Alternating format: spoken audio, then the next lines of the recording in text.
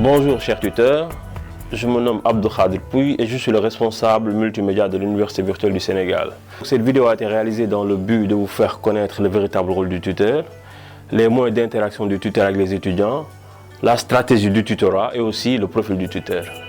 À l'Université virtuelle, l'étudiant est au cœur du dispositif. Apprendre à l'UVS ne veut pas dire que l'étudiant est laissé à lui-même. Il est accompagné au mieux par le tuteur dans la compréhension de son cours et aussi il est accompagné dans ses activités pédagogiques par ce tuteur. Quel est le véritable rôle du tuteur? Le tuteur joue un rôle clé dans le dispositif. Il doit connaître les apprenants, connaître leurs capacités, identifier les points forts et les points faibles de ces apprenants. Il doit suivre leur progression avec l'utilisation des indicateurs qui sont au niveau de la plateforme, parce qu'au niveau de la plateforme, il y a des outils qui vous permettent de voir un peu, de situer le niveau de chaque apprenant, d'être en contact avec les apprenants, avec les outils comme les chats, les forums, les visioconférences, aussi faciliter la coopération entre apprenants en utilisant les forums de discussion et en proposant des activités de travail collaboratif. Donc quel est le rôle du tuteur toujours? Il doit apporter en permanence à l'étudiant un soutien et une assistance sur des questions conceptuelles, des questions de méthode de travail, des questions motivationnelles, quelque part le tuteur est le coach et le grand frère de l'apprenant, et aussi des questions informationnelles, parce que le tuteur un peu est l'interface de l'UVS auprès de l'étudiant. Il doit également participer à la correction des travaux dirigés, parce que vous savez bien que la rétroaction sur le travail déjà effectué fait partie intégrante de l'apprentissage. Il doit aussi participer à la correction des devoirs et des examens au niveau du siège.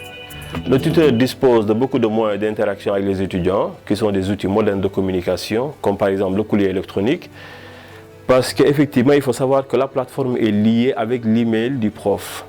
Si l'étudiant envoie un email depuis la plateforme à son tuteur, cet email est directement répercuté au niveau de la boîte du tuteur qui peut répondre aussi automatiquement. Il y a aussi la téléphonie que le tuteur utilise.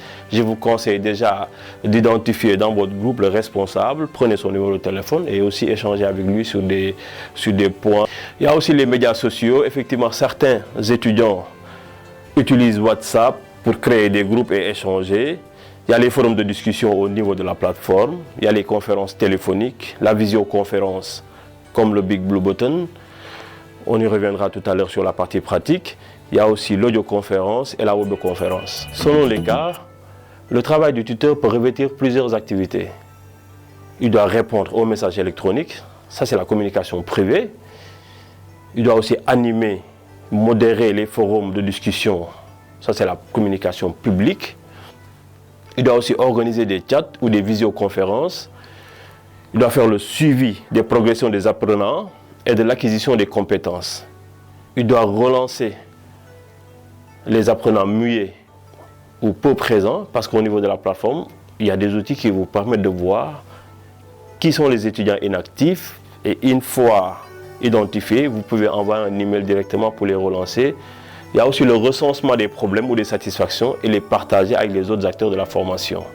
Sur l'organisation de groupes physiques en remédiation au niveau des espaces numériques ouverts. Il faut savoir qu'à l'UVS, le tuteur n'est pas nécessairement un enseignant métier. Il peut être aussi une personne experte du domaine de formation ayant la charge d'encadrer un groupe d'apprenants sous la supervision d'un enseignant. Voilà, chers tuteurs, pour la partie un peu de la stratégie, du profil et aussi du rôle du tuteur. Nous allons passer tout à l'heure à la deuxième partie qui est la partie pratique au niveau de la plateforme.